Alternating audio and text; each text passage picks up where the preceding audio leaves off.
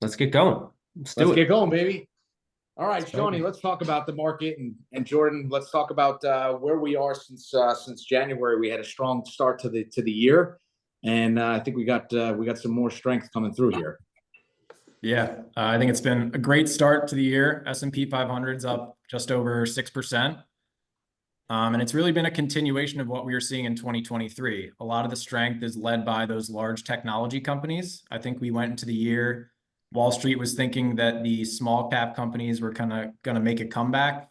As we can see, the Russell 2000 is down 1.6% year to date. So that has not been the case yet. Those large technology companies have kind of continued to carry the torch so far this year with some strong earnings. And consumer sentiment has just been high, alongside some good economic indicators between inflation still staying around that 3% level, unemployment still low around 3.7%. So we're seeing some good things so far. Yeah, I think one of the things that they were trying to, I guess, bring it back to is just everything kind of coming back to parity or coming back to a spot where there's the disparity isn't as great. And if we go back to 2020 when tech just blew it out the water, 2021 ended up being the year of value. So the concept was either tech's going to come down to meet back down with where value is, or value is going to go up. And that's what the anticipation was with the small caps was, we've had such a rebound last year with exception to the small caps, and are they gonna come up to meet? Yeah, I think before we go from here, and it's important to kind of highlight, because when we talk a little bit later in this presentation, we're going to talk a little bit about technicals and how we employ those and use those to make our decisions a little bit better. And it's very logical the way Wall Street and most of the street was thinking about 2024, in being that small caps in the Russell would kind of catch up and outperform. And for those who were on calls with us and asked us, hey, what's your 2024 predictions? We would say things like, we don't really like to predict, we like to observe. And so when we start to observe those small caps catching up and doing that, we don't mind missing the first couple feet of the race, because using technicals, we can kind of have better timing than the average shop. And so we went with more of a, hands in our laps, let's wait and see what happens attitude, as opposed to making shifts. And that turned out to be the right move. And if it wasn't, we would have just made shifts. So we didn't feel like we were making a big bet, but being patient and waiting and following our discipline really has paid off in this first, call it, month and 21 days or so. Well, that's been a big goal of ours, and it's especially in these markets where we're looking at opportunities and we're trying to be actively managing portfolios. You don't want to be the first one through the door, because if you get it wrong, to your point, the charts will start going in the wrong direction. You get it wrong, and it ends up being pretty impactful to the overall portfolio. So nice to just give up those extra couple points and know that you're gonna trail it. Yeah, upside been down 1.6. I think another interesting thing is what interest rates have done so far this year. We came into the year and expectations were 5 to 6 interest rate cuts, and that's gone down now to 3 or 4 expected interest rate cuts. And the stock market has still performed well. So it kind of shows that stocks are able to perform in an interest rate environment where rates are expected to kind of stay higher for a bit longer. That's been nice to see. Well, that's a really good thing that's been. Sorry, go ahead, Bobby. No, I was going to say, I think the big thing that's been leading it has really been profitability. And that's one of the things that you guys can kind of touch on, because yesterday we had some really big news with NVIDIA's release, and love for you guys to kind of dig in a little bit on what's been driving this moving forward market.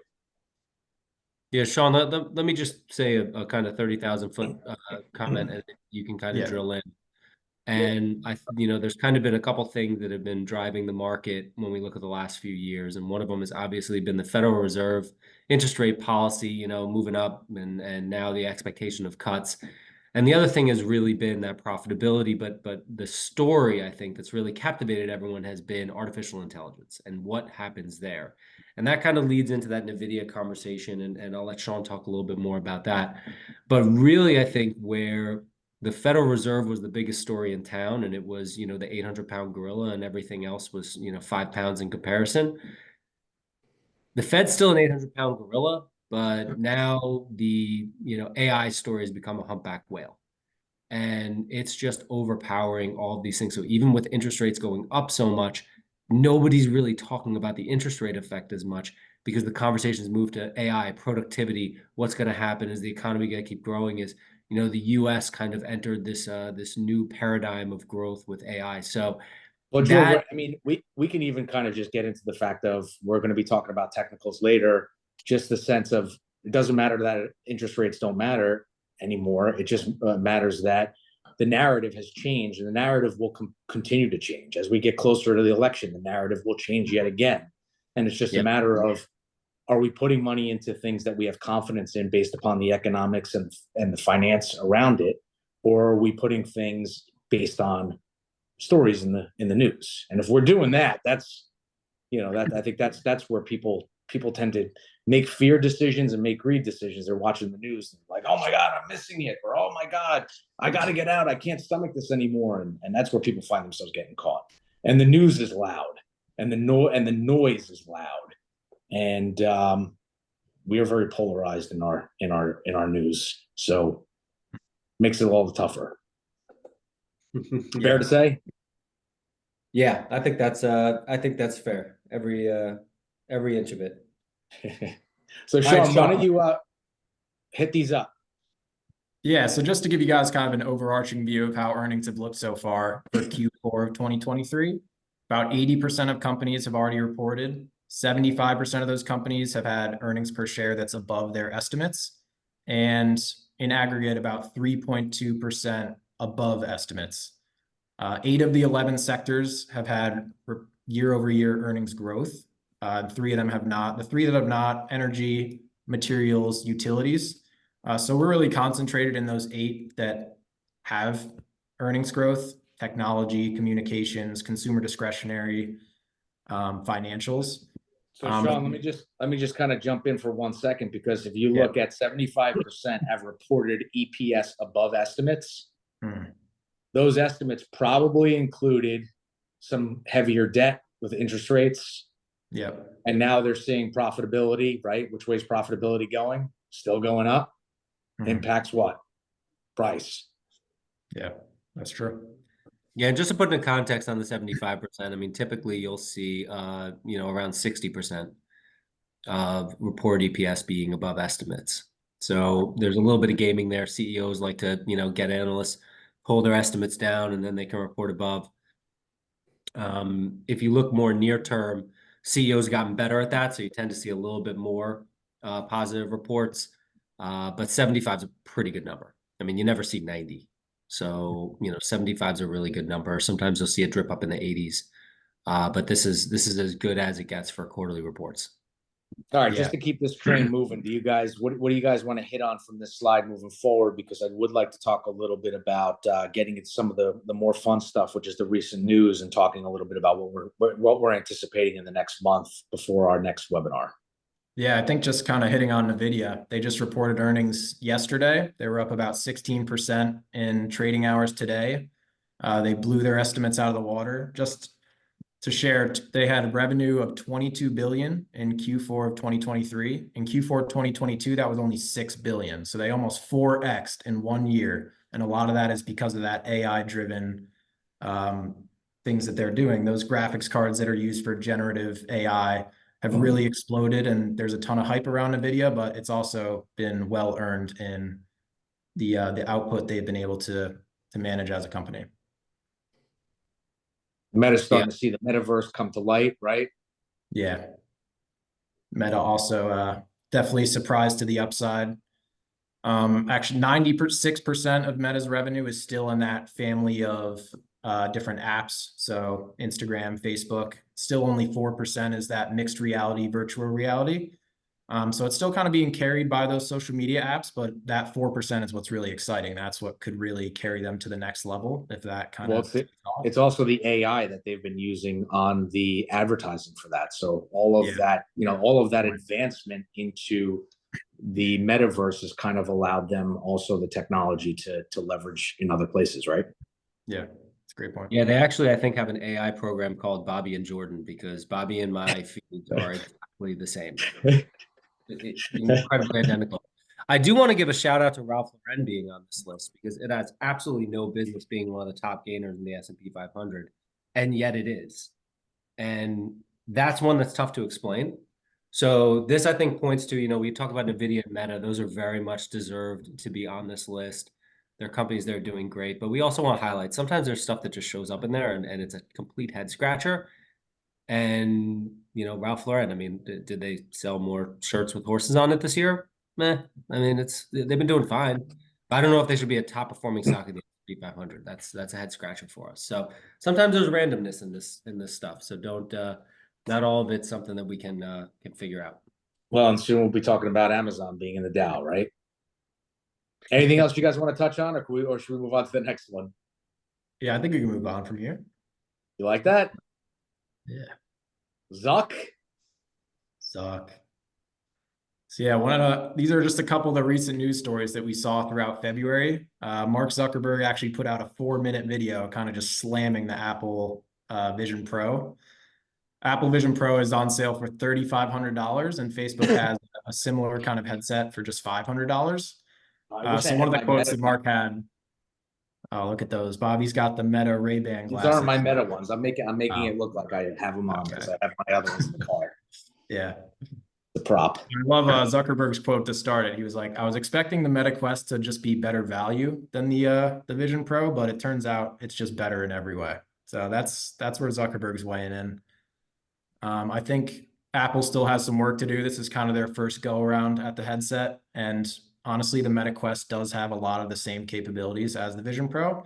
But I think as we kind of keep going and Apple makes some efficiency changes, they'll probably be able to get that price down and continue to innovate in the space. I think it's fun because we're seeing, that everything has been moving at light speed over the past 2 decades, right? We have the iPhone came out in 2005, and look at where we are less than 20 years later. And, if you look at things like, I don't know, we'll use the Terminator, for instance, where I think the Terminator's future was last year, something ridiculous like that. And how much really further we are. We don't have AI bots, but our graphics are way better. Our CGI's way better. Yeah. What I think is interesting about this is Zuckerberg's turning into Silicon Valley's bully. For last year, there was a big story about him and Elon Musk were going to go to a straight up cage match and who was going to win. And now I think Zuckerberg's trying to poke Tim Cook into it. Yeah, well, Zuck's he's on the UFC train right now. I saw once he started MMA fight. He came in with the group to help the MMA fighter. I don't know who it was, but I guess it's the guy he trains with. And they're handing stuff down the line, and he's not even touching it. He's just putting his hand out like he's helping. He was so excited to get his new jacket, though. It was amazing. Oh yeah. He was dressed like one of the pictures. Let's talk about Disney and Warner Brothers. This is an interesting thing that actually, while MetaQuest and Vision Pro, that's kind of stuff we talk about at the Thanksgiving table, but most of us don't partake in.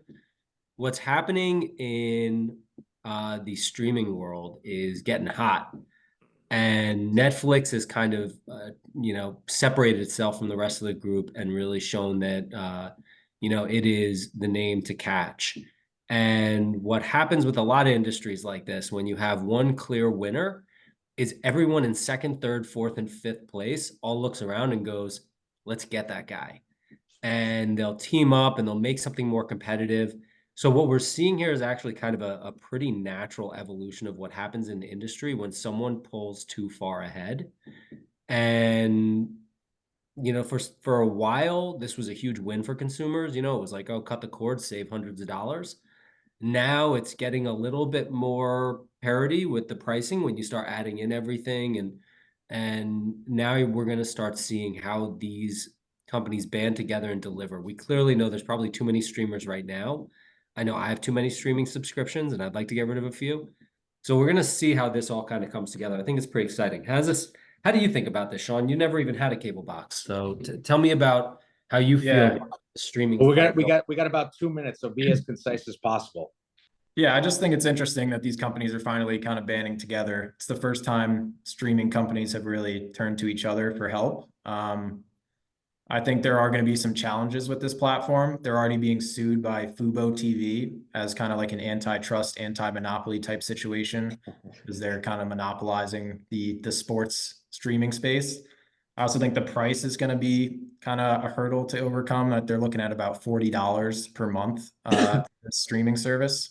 Seems a little steep, and there might be some overlap with things like ESPN Plus and some other streaming offerings that these companies already have.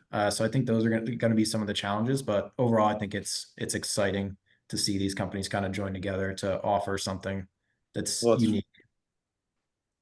It may be a way for Disney to actually see some benefit out of ESPN instead of just having it carry on the loss count column, right? Yeah, that's a good point. All right, so we're gonna just pivot here and go into Social Security. This was one of the topics that we had some feedback on, that clients and people who were participating in the last webinar wanted to hear a little bit about Social Security and Medicare. So, George, do you want me to kick it off, or do you want to kick it off? Yeah, why don't you give it some roll? All right, so Social Security is one of those interesting things because you pay into it your entire life, and you have people who are just looking at it and saying either A, I want to maximize it and I want to get the most out of it, or B, just start paying me because I've been paying you for so long that I want to make sure I at least get something. I don't want to wait until I'm 67 to have to start paying. And when we start to look at the benefits, it really is a matter of, well, what kind of income do you need in the future? What's the longevity that you have in your family? But, 62 is the earliest you can get it. Full retirement is usually 67. That's when you start to see, I guess you would call it the better of the payouts, or the mean best payout. But it's not until age 70 when you really start to maximize out that benefit. And every year it's been growing at about 8% a year. So the longer you let it go, the bigger your payment becomes. It's taxed. So not your entirety of it, but if you're getting income in other places, you will have some of your Social Security taxed, depending on the amount of income that you have. And it goes right into that ordinary income tax bracket. So we just have the little chart over here of where you would see some taxes. It's obviously ratchets up with the more income that you have, but depends on whether or not you're filing as an individual or filing as jointly, and you'll see those breakpoints over there.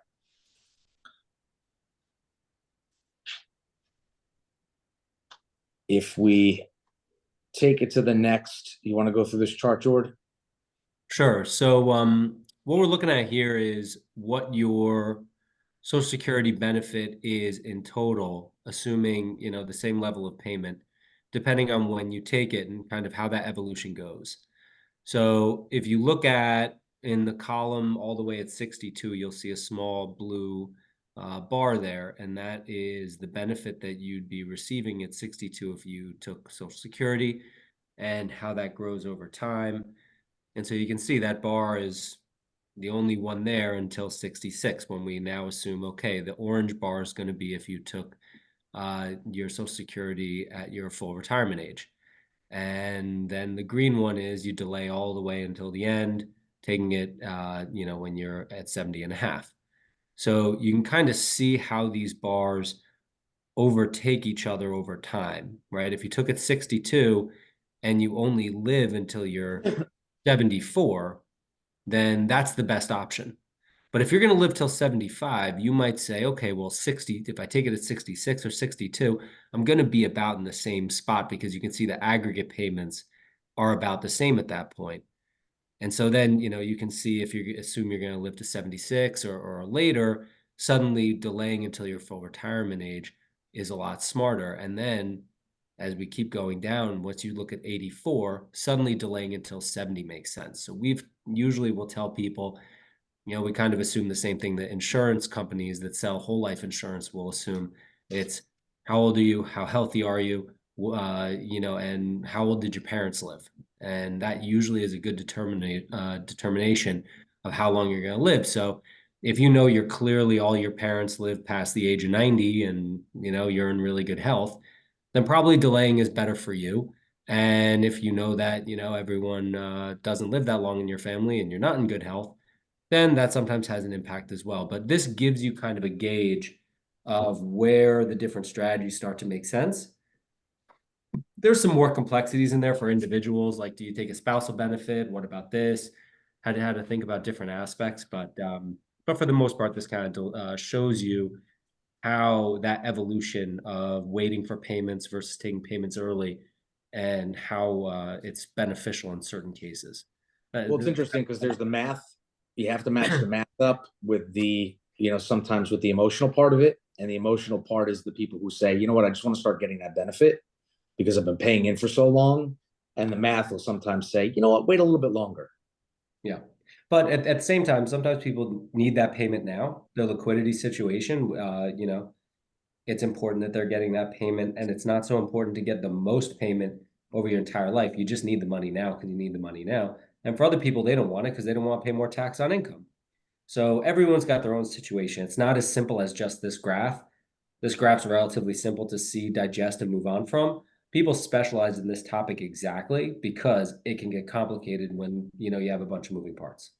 Well, especially when you start to look at medical to pair it up with, because if you are retired early and you do not have a medical plan that you can that's covered through work, and you have to wait until you're 65 to get Medicare, how are you going to be paying for those, for medical, and where are you going to be getting the income from? And that's also a fun part of the equation from the liquidity standpoint is, do you have enough cash? Where do we get the cash? How do we take the cash? How do we spend the cash?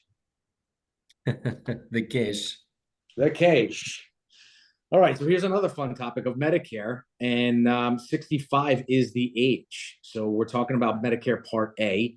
Part A is going to be your health care or health insurance coverage, and then there's always the additional Part B that you can get on top of the Part A. 65 is the time period in which you're allowed to start it, and you get 3 months prior and 3 months after when you have to enroll. So you have to make sure that you hit your initial enrollment. You don't want to get penalized for late enrollments. And then the general enrollment is between January 1st and March 31st of every year. And then a lot of that is also the cost of it is going to be based upon somewhat of your income as well. So if you look at Medicare premiums, they're deducted from your Social Security benefits, so it lowers the potential amount of Social Security income that could be taxed.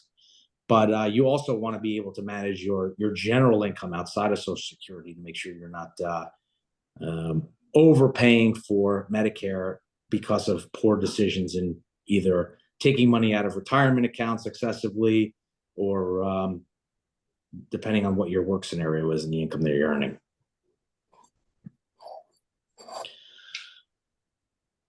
Jordan, anything you want to add to this exciting topic? This is a big one. I think that Medicare is very personal to everyone's situation, depending on your health needs, and very specific based on what supplements you need and what your income and tax situation is. So I think we do work with a specialist in Medicare because it is as straightforward as it can be. Your options, it's good to have somebody to walk through everything, because as you start to pair it with what it is that you need, what it is that you can afford, this could be the difference also in your healthcare costs through retirement. Yeah, I think that's probably the where I was headed with that is if this is a major concern, a major issue, it's worth going through piece by piece. And this is hours and hours of content that we could spend here. So this is the touch on now, right? Let's hold until people have questions, because I feel like to start going down one avenue or another versus that. some of the general things that we're putting up here, it can get dangerous, but and it could get very long. Yeah, very long. So we did say we were going to stay within 30 to 45 minutes. We're at that 30-minute mark. So I'm just going to cover this last part real quick. You do have gap coverage for your benefits that when you start to go through that process, you're going to want to know how you can cover and get additional insurance insurance benefits above and beyond what Medicare covers in general. And then you have your pharmaceuticals and your medicine that you need to cover, which is going to be your Part C. So obviously managing your deductibles and, depending on what kind of medicine you're on or you anticipate being on for any issues that you might have, you want to make sure that you have all your bases covered, or at least know what your options are. So knowing your costs, I always say, as long as you know what your options are and you can make an educated decision, well, then your ability to move forward becomes a little bit more easy to put your head on a pillow and wake up and not have to feel like you got no sleep because you were up in the middle of the night. You kind of know what you have ahead of you, and you attack and plan accordingly. All right. Any further points you want to hit on this, Jordan? I think let's keep going, and then we can wait for questions towards the end. Ooh, this is where That's candlesticks come in. All right, guys. This is the fun stuff. We just went from insurance to technical analysis. That's a big jump. It is. Yeah. It's a huge jump. Might seem a bit overwhelming, but it's not as bad as it seems. And there is a way to kind of break down the charts, interpret it, and use indicators to kind of make sense of different investment options. So we'll kind of walk you through some of the things that we look at when we're analyzing charts. Yeah, so technical analysis can basically be described as utilizing patterns in price charts and market data to identify trends and make predictions or educated investment decisions. And this is not the only tool that we use when we're analyzing an investment. We kind of use this in tandem with fundamental analysis. So technical analysis, that's looking at the charts, identifying patterns. Fundamental analysis is kind of looking at the numbers underneath the company. So looking at revenue growth, earnings, dividends, stuff like that. So you kind of pair the two together to get a nice overall idea of kind of how the company is doing and what the investment opportunity is. Yeah. So essentially we look for a value, right? So if we're looking at let's look at Apple, and we have a value in which Apple we believe is worth. If it's trading below, and depending on if it's trending up and more people are buying it, or if it's trending down, that's the emotional part of it. So market is two things. It's the numbers and it's the emotion. And every day we wake up and we can turn on CNBC and we can see whether or not we have green or red screens. Emotion tends to drive more emotion. Human behavior, while technology changes around us, human behavior tends to be pretty predictable. So not 100% predictable. We want to make sure that we're looking at the predictability of behaviors in stocks or industries where we already have confidence and price points and where we're comfortable buying in. Yeah, so a few of the common indicators. The first one we wanted to touch on was supports. So you can see the right kind of gives a little bit of a graph of what a support level would look like. It basically just represents a level on a chart where a downward trend is likely to either reverse or bounce based on kind of historical data that we see. And it shows an area where investors are more willing to buy. So this could be a certain price. Sometimes we see it at like an even price level, like $50 or $100, and that's just a behavioral thing that investors keep in mind. It could also be a trend line. So if a stock is kind of trending up, there might be a line that kind of can act as a support under that. Or it could be a moving average, which is something that we'll kind of touch on in a couple of slides. Moving average just kind of traces how the stock is moving, and that can also act as a support level or also kind of a floor, as you can think about it. Right. So if we look, we've got 4 arrows. And we come off the first arrow, we get what? A rise in price, right? A buy pattern. and then we have a sell-off, and we see that sell-off comes to comes to a bottom here at that second arrow from the left. So we're noticing that it comes back off. That was a support level, right? The market didn't drive it any further below. And we see a pattern in support levels that when it gets to a certain point, the market's saying, all right, fundamentally, this is not supposed to be cheaper than where it is right now, but behaviorally, the market's brought it down, and we want to see where the trend goes up. Fair to say?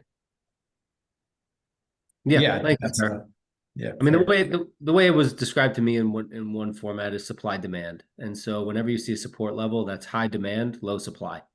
So as the price, the price went in the upper quadrants above $51, there's a decent amount of supply. People are selling up there, and you don't have as many active buyers. When you get down to that, and the price in this particular chart is around $51. When you get to that $51, there's not a lot of people selling at that price, but there's a lot of people buying. And that's what creates a support level. But it's also a self-fulfilling prophecy. And that's something important to recognize with technical analysis, because there's a little bit of voodoo magic with it, where the first arrow that Bobby pointed out, nobody really knew that was a support level. And then when the second arrow comes, some people think it might be a support level, but they're not sure. But then when the third arrow comes in, now pretty much everyone sees two clear support levels in earlier times, and they say, I wonder if that support level is going to hold. And so it's the fact that it did it before is why people think it might happen later. But let's keep going. Let's go to resistance levels, because they're almost the same animal. But here you're looking at supply versus demand. You've got a lot of supply up here and not a lot of demand. You can almost think about it with the real estate market today. You'll probably see something go on the market and say, oh my God, what are they thinking with that price?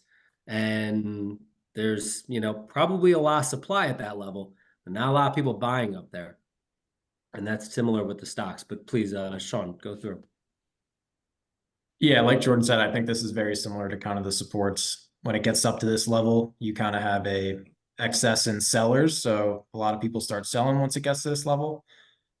And it just kind of becomes hard to break through. Obviously, it's not foolproof. There are times when stocks will break through resistance levels or support levels. So it's something that you have to kind of keep in mind, as it's not a definite or something that you can really rely on, but it's just kind of tracking that pattern of when the position may bounce off some of those levels, and then using that to kind of find opportunities to either sell the stock at favorable prices or buy into it at a favorable price. But that's why we use the fundamentals as our guiding light. So our beacon is the fundamentals. Should we be buying, should we be buying at 36 or 35? And should we be selling at 38 based on the fundamentals as well? Or do we have an exit at 40? So we also have to use some of our judgment and our research to guide us and help us dictate whether or not we're buyers, sellers, or we're sitting on the sidelines. Mm-hmm. Moving averages. Yeah, so moving averages is another indicator that is very commonly used in the industry. And people use a few different ones: the 50-day moving average, the 100-day moving average, the 200-day moving average. I think the 200-day is probably the most popular. And this can also kind of act as a support or resistance. Why do you think the 200 is the most popular? I just think it gives the best long-term kind of trend of the position. 50 days, more time, short term. Yeah, more time, more info. Exactly. Right? Yeah. So you can see this moving average is kind of acting as a support for this position. So it's kind of bouncing off that moving average, acting as that support level. The moving average can also be great for identifying momentum in a security. So when a security is riding above that 200-day moving average or 100-day moving average, it has positive momentum. And when it's below, it has negative momentum. That's something you can kind of use to determine which positions you want to be invested in. As Bobby was saying earlier, when something has negative momentum, like the Russell 2000 has right now, and it's not outperforming the other parts of the market, it's something that you don't have to be invested in the whole time. You can kind of wait for it to catch that upward trend. And then even if you miss the first couple % of gain, you can get in once it starts to trend positively. All right, so RSI. Let's finish up with RSI because this is another important one, and it's interesting to get some information around this for you guys because this is a different way of looking at things than just looking at the trend lines themselves. Yeah, so the relative strength index is another indicator that's pretty commonly used in the industry. This can kind of be shown as a chart alongside the price chart. So it's typically overlaid right below the price chart as you're looking at it. So you can kind of see how they correlate. And what the relative strength index does is it uses the average gain percentage and loss percentage to kind of determine whether a position is either overbought or oversold, whether there's been too many buyers or too many sellers. And that can be used to kind of determine good entry points for different positions. So if you kind of look at the price chart alongside that RSI, you can see in like February, it kind of reaches two different points of it being oversold. And that can potentially be a good entry point. You could see if you buy on that second oversold, it kind of reverses trend. And the same can be said about when it gets overbought. So you could see between April and May, it reaches that RSI level of about 70. And that could be kind of a good indicator of there's been too many buyers. Now might be a good time to kind of clip off some gains and get out of that position. What RSI really is it measures the speed and the magnitude of a security's recent price movements. And as I was saying, it kind of uses those barriers of 70 and 30. So above 70 is when it kind of becomes overbought, and that's a good indicator to sell. And then when it gets below that 30 level, that's when it might be oversold, and that could be a good opportunity to get in as an entry point. And this is really, maybe the third line of determination on whether or not you want to buy something. This probably isn't the first thing you're going to go look at and say, well, where's the RSI? After you look at the fundamentals and you look at the moving averages and you kind of see where it's trending, this just gives you a little bit more information to give you a bit of confidence in whether or not you're making the right decisions to either hit the buy button or sit on the sidelines or even sell, right? Yeah, I think that's a good point, Bobby. I mean, all these things are just, tools in the tool belt. And not, there's no one tool that you want where you don't want other tools. When you look at that tool belt, you got screwdrivers, you got hammers, you got all kinds of stuff that's useful for different situations. And when we look at RSI, as Bobby mentioned, this is usually, towards the end of our review process. If we're looking at a stock and we absolutely love it, or an ETF, or, insert, anything, right? Because you can use technicals for gold, you can use technicals for real estate, you can use that. That's the great thing about technicals. They don't require a great understanding. You just kind of have to look at charts and understand what that means for people's buying and selling habits. And when we look at RSI, that usually will be, oh, we really like this stock. Oh, look at that. It's trending really well. Oh, it's outperforming a lot of stuff. This looks really interesting. And then we'll look at the RSI and we'll go, ooh, not right now, maybe. It's a little too. So, and similar on the other side, you can look at a stock and we might not like a stock and we might say, maybe it's time to get out of this, or we don't like the earnings, and then we look at it and we look at the RSI and we go, oh, it's a little oversold. Let's give it some time. It's like when Kramer at the, he'll hit the buy, sell. Yeah, exactly. If it's a bull market, it's kind of like that last year. Just, well, should we do it? Should we not? I don't know. When was the last time you even watched Kramer? Probably 2018, 2019. I don't know, somewhere around there. I'll admit it. You watched him during COVID. Maybe a little bit. I can't say. All right, so it looks like we might have a question. Social Security. Yes, we can send out a copy of all the tax and figures that we put for Social Security. So we will send that along. All right. Bitcoin is up 22%, is on one of our slides. Are there any opportunity for Bitcoin within our portfolios? That's a good question. There are Bitcoin ETFs that have recently come out, and those are things that we can put in portfolios. They recently launched. I mean, the SEC was not going to approve them, then they approved them. Now they're out there. The biggest one with any meaningful volume is from a company that didn't exist 12 months ago. So it's hard for us to kind of wrap our heads around what exactly they're doing from a standpoint of how they're trading Bitcoin, how they're gaining access. Are they actually holding the coins in a trust for the accounts? I mean, it's all kind of there, and they've explained it in a way where we think that's what they're doing. But our level of due diligence kind of requires us to see a little bit more, and we haven't even really gotten a full understanding of how they're going to be reporting things or how they're ultimately going to be regulated, how they're trading within that security. So for us, it hasn't hit the smell test yet for us to want to gain access there. There are things that are Bitcoin related that we have been in and out of at different times. Believe it or not, NVIDIA used to be one of those things that was Bitcoin related.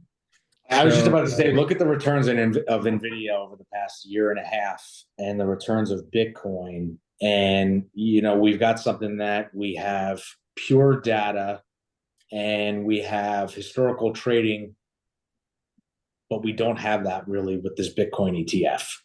Yeah, So I'd like to say not yet, because Yeah, we are interested. but not yet. We're not we're not cryptocurrency fanboys, but we're not cryptocurrency haters either. And I think that when you see what's happening in space, it's still, from a prudent man perspective, there's a little bit more work to be done before we can kind of get our comfort level and feel like, we're meeting all the stringent compliance issues that we really need to meet, as well as uh, we eat our own cooking. And I can say when this thing was launching, I wasn't, super excited to gobble it up. I think there were other things out there which we thought were more exciting. But if Bitcoin breaks through its old high of about 66,000, and we were just talking about technical analysis, there is nothing that trades more technically than Bitcoin.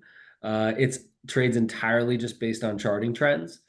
If it does break above 66,000, you can probably bet that it's going to make a run at 100. So that is something, what we're kicking the tires on the due diligence on those things, because if we're going to put a small portion of portfolios in there for specific people who show interest, that's a nice way to hopefully take that ride from 66 to potentially 100, which would be like a 50% gain. That's Well, it's also, do we have the conversation around, is this something that we pick a percent and we start to dollar cost average in, knowing that we really don't have any fundamental analysis to base it off of? So it's not like, I'm going to keep using NVIDIA because we just, we've been talking about it. It's not like we want a 1% position in that. We think it's a good price. We looked at the technicals after we've, determined the fundamentals past the sniff test, looked at the technicals, and we're in a good spot. Let's get exposure here. Bitcoin might be a little bit more, let's walk ourselves in. Let's not just dive in off the diving board. And that's something that, we're working on. Yeah, and I think Bitcoin has a very different risk profile than something like NVIDIA. And when you're making 60% NVIDIA in 1 month and 20 days, it's we don't find ourselves looking around being like, where can anyone make some money in this market? It's like there's a lot of great spots right now without taking a leap of faith on currencies that may or may not exist. So we'll see where that goes, though. We're still figuring out how that maybe fits into the picture. All right, so we're at the 45-minute mark. We're doing this again next month. Like I said, we've got a couple questions that we answered. If you have any offlines and you want to take this directly to us, invest at grwealthplan.com.